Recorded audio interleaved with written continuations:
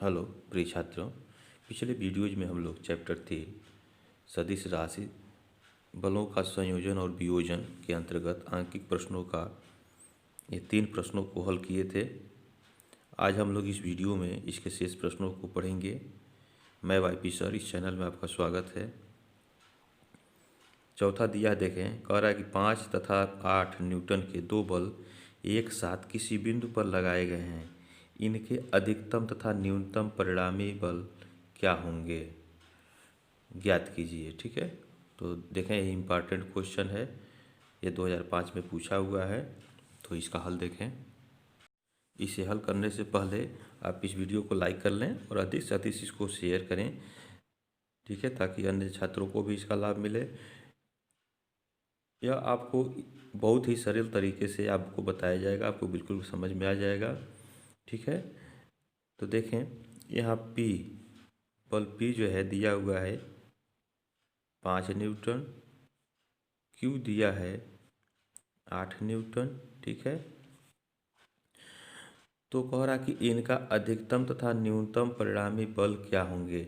अगर यही प्रश्न आपको कंपटीशन में पूछा जाए तो बहुत फार्मूले से लगाने की ज़रूरत नहीं है, आप इसको सेकेंडों में लगा सकते हैं। देखें, अधिकतम बल कह रहा है कब होगा, तो अधिकतम तब होगा जब इनकी दिशाएं एक ही होंगी और एक ही रेखा पर कार्य करेंगे। ठीक है, तो इनके बलों का योगफल क्या होता है उस दशा में, P + Q के बराबर होता है। तो 8 5 13 हो जाएगा, तो इसका 13 न्यूटन जो है अधिकतम हो जाएगा। और न्यूनतम कब होता है, जब 2 बल एक दूसरे के विपरीत दिशा में और एक ही रेखा पर कार्य करते हैं। तो उस स्थिति में बलों का परिणामी बल क्या होता है, दोनों बलों के अंतर के बराबर होता है। यानी जो अगर जिसमें से अधिक बल होगा उसमें से छोटे वाले बल को घटा देंगे। तो न्यूनतम परिणामी बल क्या हो जाएगा, 8 में से 5 को घटा देंगे तो 3 न्यूटन हो जाएगा। ठीक है, तो ये आपका आंसर 3 न्यूटन हो जाएगा। तो इसको आप सेकेंडों में हल करके बहुविकल्पी में से आप चुन सकते हैं। ठीक है, तो ये तो हो गया शॉर्टकट विधि। अब उसके बाद देखें रिटर्न में आप उस तरह से भी लगा सकते हैं, बिल्कुल सही है। तो अब 2 बल अधिकतम तब होता है जब उनकी दिशा एक ही होती है और एक ही रेखा पर कार्य करते हैं। तो और उस स्थिति में दोनों बलों के बीच का कोण कितना होता है, 0 डिग्री के बराबर होता है। ठीक है, तो देखें अब इसमें हम पहला लिखें,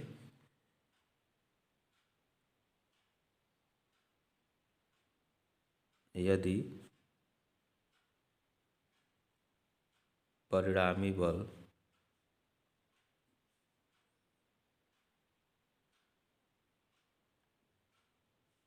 अधिकतम है तो थीटा बराबर 0 डिग्री होना चाहिए। ठीक है, तो इसलिए परिणामी बल R बराबर क्या हो जाएगा, √p² + q² और +2pq cos 0 डिग्री। ठीक है, तो यह हो जाए, पी का मान यहाँ रख लें, 5 का अभी मत रखें, अभी जो है इसको हल कर लें। p² + q² + 2pq cos 0 का मान जो है 1 होता है। ठीक है, 1 हो गया। अब देखिए p² + q² + 2pq, इसको क्या लिख सकते हैं, p + q का या होल स्क्वायर लिख सकते हैं और ये √ में हो जाएगा। अब देखें करनी से बाहर लाएंगे तो p + q आ गया। तो यह परिणामी बल हो गया ना, दोनों योग का योगफल के बराबर।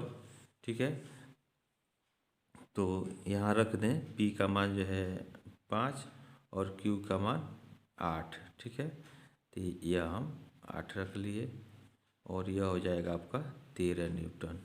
ठीक है, तो एक प्रश्न और बनता है इसमें कि बलों का अधिकतम परिणामी बल के लिए दोनों के बीच का कोण कितना होना चाहिए, तो 0 डिग्री होना चाहिए। ठीक है, सेकेंड इसका देखें,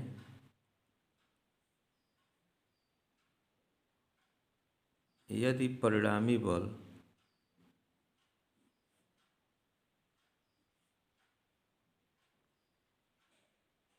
न्यूनतम है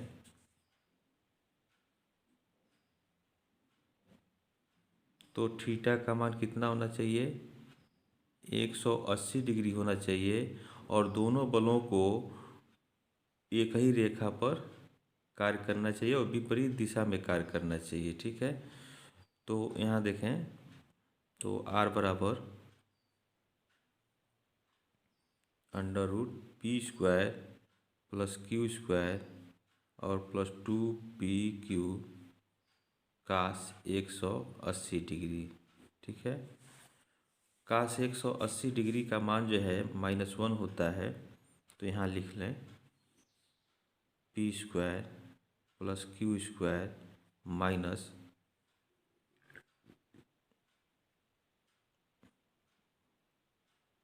2pq। ठीक है, ये प्लस कर लें, यहाँ -1 करें तो यहाँ हो जाएगा आपका p² plus q² minus 2pq। तो इसको हम लिख सकते हैं p माइनस q का होल स्क्वायर। ठीक है, इसे हम लिख सकते हैं p माइनस q का होल स्क्वायर लिख सकते हैं। अब देखें इसमें से अधिक जो है ये बल Q है, तो Q, तो इसको हम लिख सकते हैं Q माइनस P लिखें तब भी जो है यही हो आएगा। इसको तोड़ दें तो q² plus q² minus 2pq होगा। ठीक है, अब इसका वर्गमूल ले लें है तो Q माइनस P हो जाएगा R का मान। ठीक है, तो यहाँ से Q का मान हम रख दें 8 है और P का मान 5 है। ठीक है, तो ये 8 में से 5 गया 3 न्यूटन हो जाएगा। ठीक है, इसी को अभी आपको ऊपर हम बताए हैं वो विधि, उस विधि से भी लगाएंगे तो सब बिल्कुल सही है। ठीक है, तो उसके लिए क्या लिखेंगे? उसके लिए आप लिखेंगे कि अधिकतम जब दोनों बल एक ही दिशा में कार्य कर रहे हों और एक ही रेखा पे कार्य कर रहे हो तो परिणामी बल, अधिकतम परिणामी बल R बराबर P प्लस Q, दोनों को जोड़ दीजिए।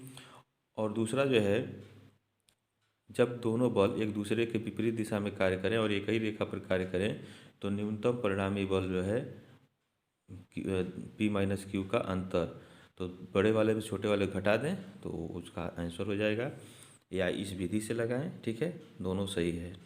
ठीक, नेक्स्ट क्वेश्चन देखें। ये पांचवा कह रहा है कि एक हवाई जहाज 1000 किलोमीटर प्रति घंटे की चाल से वृत्ति पथ पर गति कर रहा है। ज्ञात कीजिए कि पहला दिया आधे चक्कर बाद उसके वेग में परिवर्तन, दूसरा दिया पूरे एक चक्कर के बाद उसके वेग में परिवर्तन कितना हुआ। ये भी इम्पॉर्टेंट सवाल है। ठीक है, 2010 में पूछा हुआ है, तो देखें इसका हल। अब देखें यह जो है आपका वृत्ति पथ है। ठीक है, यह बिंदु इसको हम मान लें A। ठीक है, और यहाँ जो है ये B हो गया, यह इसका केंद्र O है। ठीक है, तो ये वृत्ति पथ पर यह ऐसे गति कर रहा है। तो बिंदु A पर यहाँ जो है इसका वेग जो है 1000 किलोमीटर प्रति घंटा है। ठीक है, अब देखें यह आधा चक्कर आएगा कहाँ तक, यहाँ आएगा। इसका व्यास ऐसे खींचे तो यह बिंदु B पर आएगा तो आधा चक्कर हो जाएगा। तो अब इसका वेग जो है तो इधर हो गया। ठीक है, तो अब इसकी दिशा हम इधर कर दें तो इसका दिशा बदल जाएगा, माइनस चिन्ह हो जाएगा, इसका -1000 किलोमीटर प्रति घंटा हो जाएगा। तो A और B पर वेग में अंतर कितने का हो जाएगा, इसमें से इसको हम घटा देंगे। ठीक है, तो यहाँ मान लें माना ये पहला देखें, माना बिंदु A पर वेग कितना है 1000 किलोमीटर प्रति घंटा है। ठीक है, तो आधे चक्कर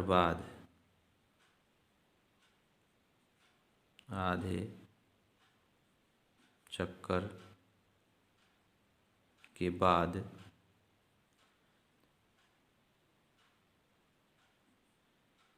बिंदु बी पर वेग यहाँ कितना है,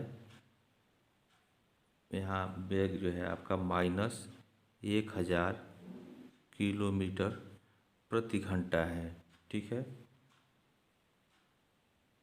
तो वेग में परिवर्तन क्या हो जाएगा, इसलिए वेग में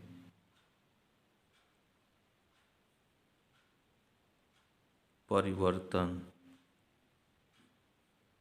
देखें 1000 में से इस 1000 को हम घटा देंगे, इस वेग को, तो इसका वेग जो है माइनस है ना, -1000 है, घटा दिए तो 1000, अब माइनस माइनस प्लस हो जाएगा, 1000 हो गया, तो यह हो जाएगा आपका 2000 किलोमीटर प्रति घंटा।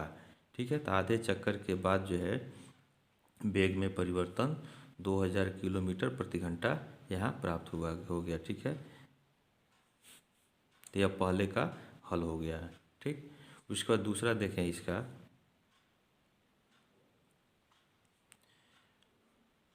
एक चक्कर के बाद एक चक्कर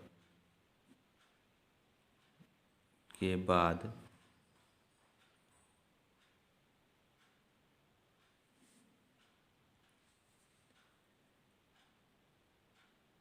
हवाई जहाज, देखें यहाँ से यहाँ आएगा, आधा चक्कर हुआ, फिर यहाँ से यहाँ तक आ गया तो एक चक्कर हो गया, तो हवाई जहाज पुनः बिंदु ए पर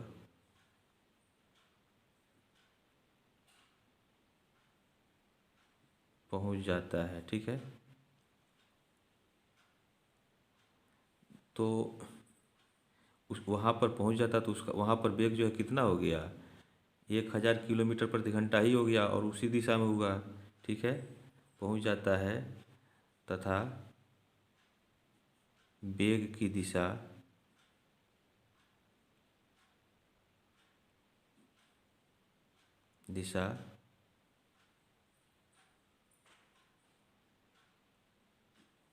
समान हो जाती है। ठीक है, तो इसलिए एक चक्कर के बाद वेग में परिवर्तन कितना हो जाएगा। अब देखिए पहले तो 1000 था, ठीक, और यहाँ से यहाँ आ गया तो पुनः 1000 हो गया और दिशा उसका वही हो गया, तो इस 1000 को हम घटाएंगे तो यह हो जाएगा 0। ठीक है, यह हो जाएगा आपका 0 किलोमीटर प्रति घंटा। ठीक है, तो यह इसका हल हो गया। ठीक है, नेक्स्ट क्वेश्चन देखें, ये छठा दिया है, इम्पॉर्टेंट सवाल है, बहुत ही इम्पॉर्टेंट है। दिया है कि परिमाण में दो बराबर बल एक दूसरे से कितने कोण पर किसी कण पर कार्य करें कि उनके परिणामी बल का परिमाण भी उनमें से प्रत्येक बल के बराबर हो। ठीक है, तो इसका हल देखें, उनके बीच का कोण पूछ रहा है, तो हम मान लें, माना बल P तथा Q के बीच का कोण थीटा है। ठीक है, अब देखें प्रश्नानुसार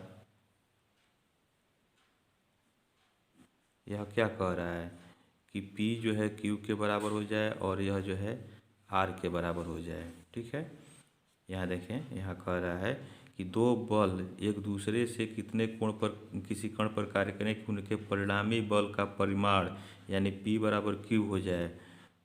ठीक है, यहाँ बराबर दिया तो है ही है, तो यह दोनों बल जो है परिणामी बल का पर जो परिणाम R है उसके बराबर हो जाए, यानी तीनों आपस में ये बराबर हो जाएं, तो ये प्रश्न में दिया हुआ है।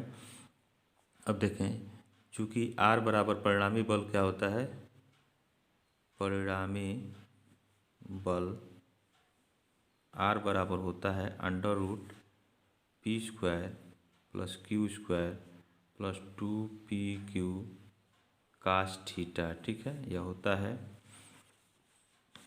तो अब देखें, हर जगह हम P ही रख लें, ठीक है, या R ही रख लें। P बराबर Q की बराबर R, तो P और Q की जगह भी हम R रख लें। तो R बराबर यहाँ लिखें अंडर रूट P की जगह R रखें तो R स्क्वायर, Q की जगह R रख लें R स्क्वायर, क्योंकि आपस में बराबर हैं, प्लस 2R इंटू R और कास थीटा। ठीक है, यह देखें, एक R स्क्वायर और जो है R स्क्वायर मिल करके 2R स्क्वायर हो गया, और प्लस यहाँ 2R स्क्वायर है। ठीक है, और कास थीटा ये अंडर रूट में हो जाएगा, इधर हो गया R स्क्वायर को बाहर लेंगे करली से तो R हो जाएगा।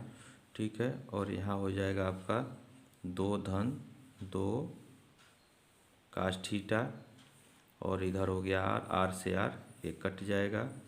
ठीक है, यहाँ हो गया 1, और इधर हो जाएगा करनी में 2 कास थीटा। ठीक है, दोनों तरफ वर्ग कर दें तो यह हो जाएगा 2 कास थीटा। ठीक है, पक्षांतर कर दें तो 1 माइनस 2, ये 2 इधर लावें तो हो जाएगा 2 कास थीटा। ठीक है, यह हो गया -1 बराबर 2 कास थीटा, या कास थीटा बराबर हो जाएगा -1/2, और यह कास के 120 डिग्री का मान होता है -1/2, तो यहाँ हम लिख लेंगे कास 120 डिग्री और इधर लिख लेंगे कास थीटा। ठीक है, तो इसलिए थीटा का मान कितना हो जाएगा 120 डिग्री। ठीक है, अतः यदि दोनों बल परिणाम में बराबर हैं, दोनों बल परिणामी बल के बराबर अगर हैं तो उनके बीच का कोण जो है 120 डिग्री होना चाहिए। ठीक है, तो यही जो है आपका ये आंसर हो जाएगा। ठीक है, यह बहुत ही इम्पॉर्टेंट सवाल है। नेक्स्ट क्वेश्चन देखें, 7वां दिया है कि एक बैलगाड़ी उत्तर पश्चिम दिशा में जा रही है। इसके वेग का उत्तरी अवयव 8 किलोमीटर प्रति घंटा है और पश्चिमी अवयव 15 किलोमीटर प्रति घंटा है। इसका वेग कितना है? इसके वेग की दिशा तथा पश्चिम दिशा के बीच का कोण की कोज्या क्या है? ठीक है, इसको बताना है। यह इम्पॉर्टेंट सवाल है। ठीक है, इसको यह बोर्ड परीक्षा में पूछा हुआ है। ठीक है, तो इसका हल देखें। अब देखें, यह दिशा यहाँ हम बना लें। ठीक है, यह आपका जिधर हमारा फेस हो उसको हम पूरब मान लें, और पीठ की तरफ पश्चिम, और दाहिने हाथ की तरफ दक्षिण, और बाएं हाथ की तरफ जो इधर उत्तर दिशा मान लें, तो कभी भी हमारा फिगर गलत नहीं होगा। हम कहीं भी बैठे हों, दिशा भ्रम भी अगर हो जाए तब भी जो है हमारा आंसर इस तरह का गलत नहीं होगा। तो जब दिशा संबंधी हो तो इस तरह से आप दिशा पहले बना लें। ठीक है, तो जिधर हमारा फेस है वह हो गया पूरब। ठीक है, और पीछे की तरफ यह हो गया पश्चिम। ठीक, और यह हो जाएगा दक्षिण, और यह हो जाएगा आपका उत्तर।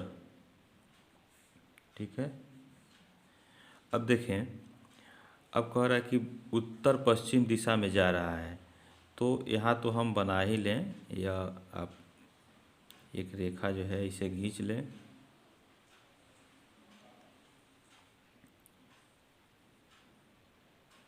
ऐसे आप बना लें। तो कह रहा है उत्तर पश्चिम, उत्तर यह है, पश्चिम यह है, तो उत्तर पश्चिम में जा रहा था, इसे जाएगा। ठीक है, ऐसे जा रहा है। ठीक, तो यह मान लेते हैं कि v वेग से यह जा रहा है, इसका वेग जो है v है। अब देखें, अब कह रहा है कि इसके वेग का उत्तरी अवयव 8 किलोमीटर प्रति घंटा है। यह उत्तरी अवयव है, तो यह जो है 8 किलोमीटर प्रति घंटा यह दिया हुआ है। और पश्चिमी अवयव यह हो गया, ठीक है। यह कितना दिया है, 15 किलोमीटर प्रति घंटा दिया हुआ है यह। तो कह रहा है कि इसका वेग कितना होगा, यह वेग पूछ रहा है, और इसके वेग, इस वेग और पश्चिम दिशा, यह पश्चिम दिशा के बीच का यह कोण पूछ रहा है, ठीक है। यह कितना होगा, इसकी कोज्या कितनी होगी, यह पूछ रहा है, ठीक है। तो यहाँ हम माना वेग भी तथा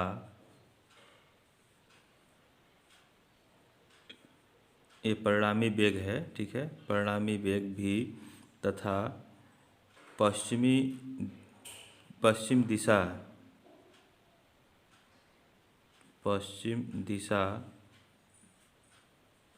के बीच का कोण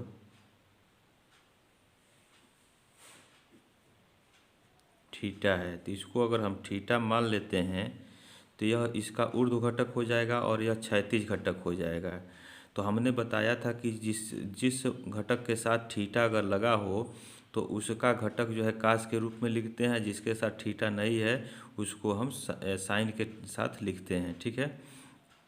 तो यह बताएगा, तो वैसे भी आप निकालना चाहें तो निकाल सकते हैं, ठीक है। इसको आप ऐसे यहाँ से इसको यहाँ से इस पर लंब डाल दें, यहाँ से इस पर, और इस पर से इस पर लंब डाल दें। दो समकोण त्रिभुज ले लें और इसके लिए जो है, दोनों के लिए जो है इसके लिए यह आपका कर्ण हो जाएगा। कर्ण और आधार में संबंध लिखें दोनों के लिए, इसको बताया गया था पिछले अभ्यास में, ठीक है। प्रश्नों में बताया गया था, तो आप वहाँ से इसको कर सकते हैं। तो इसका क्षैतिज घटक हम लिख लें, ठीक है। क्षैतिज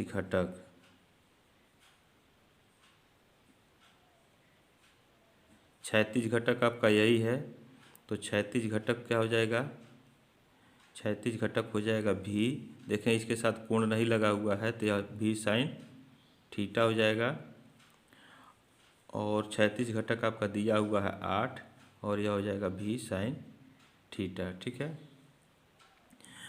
यह हो गया आपका पहला समीकरण। दूसरा हो जाएगा ऊर्ध्व घटक,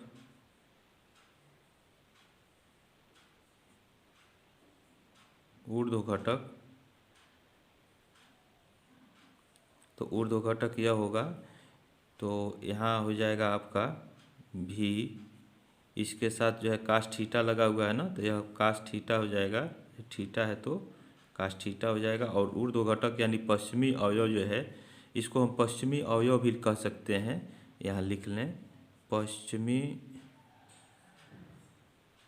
अवयव, ठीक है। पश्चिमी अवयव या ऊर्ध्व घटक इसको कह सकते हैं। यह जो है आपका उत्तरी क्षैतिज घटक हो गया या उत्तरी अवयव, ठीक है। तो यह दिया हुआ है आपका 15 और यह हो गया भी कास थीटा। यह समीकरण नंबर 2 हो गया। तो जब इसका वेग निकालना है तो दोनों का वर्ग करके जोड़ दें, ठीक है। तो यहाँ लिखें समीकरण 1 एवं 2 का वर्ग करके जोड़ने पर, तो जोड़ें तो यह इसका वर्ग कर दें, 8 का वर्ग हो जाएगा या 15 का वर्ग हो गया। इधर जो है भी square sine square theta plus यह हो जाएगा भी स्क्वायर कास स्क्वायर थीटा हो जाएगा। दोनों जगह से भी स्क्वायर कॉमन ले लेंगे तो sine square theta plus cos square theta हो जाएगा। और इधर हो जाएगा 8 अट्ठाईस 64 और 15 का वर्ग जो है 5 5 25 1 1 2 1 ने 2, यह 5 4 9 6 2 8 2, यह हो जाएगा भी स्क्वायर। इसका मान जो है 1 होता है तो यह भी स्क्वायर हो जाएगा। इसका वर्गमूल ले लें तो भी बराबर जो है 17 हो जाएगा, यानी 17 किलोमीटर प्रति घंटा जो है इसका वेग हो जाएगा, ठीक। अब देखें, अब यहाँ कह रहा है वेग की दिशा, यानी यह और तथा पश्चिम दिशा के बीच यह इसके बीच का कोण की कोज्या बताना है, इसका कोज्या बताना है। तो देखें, तो यह कोज्या जो है आपका आया हुआ है, वेग यह यहाँ वेग भी हो गया, ठीक, और इसका कोज्या यह है। तो समीकरण नंबर 2 से हम लिखें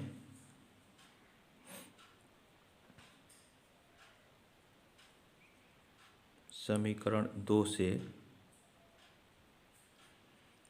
तो भी का मान उसमें वहाँ रख दें तो 15 बराबर भी का मान 17 और कास थीटा। तो यही कोज्या पूछ रहा है, इसलिए कोज्या बराबर कोज्या कास थीटा बराबर कितना हो जाएगा, 15/17 हो जाएगा, ठीक है। तो इसका हल हो गया, ठीक है। इस तरह से यह इस अध्याय 3 के आंकिक प्रश्नों के हल हो गए, समाप्त हो गए। इसके बाद अगले चैप्टर का आंकिक प्रश्नों का हल हम लोग अगले वीडियोज में पढ़ेंगे। और इसके पहले इकाई फर्स्ट मापन तथा यांत्रिकी के जो भी चैप्टर पढ़ा दिए गए हैं उसके आंकिक प्रश्नों को, उसके प्लेलिस्ट का लिंक आपको डिस्क्रिप्शन बॉक्स में मिल जाएगा, तो आप वहां से पढ़ सकते हैं। तब तक इस चैनल पे आप बने रहें। जय हिंद।